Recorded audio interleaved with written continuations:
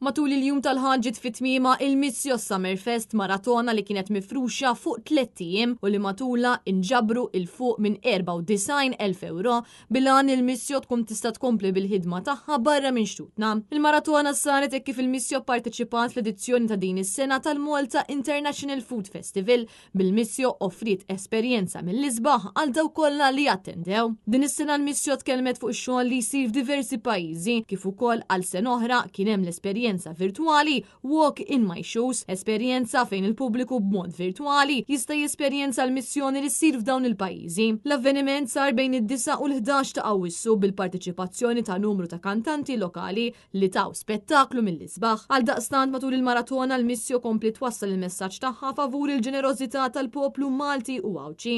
Dan għaliex bis-saħħa tad-donazzjonijiet il-Missio tkun tista' tkompli twetta aktar proġetti sabiex il-komunitajiet f'pajjiżi varji ikollhom ħajja aħjar.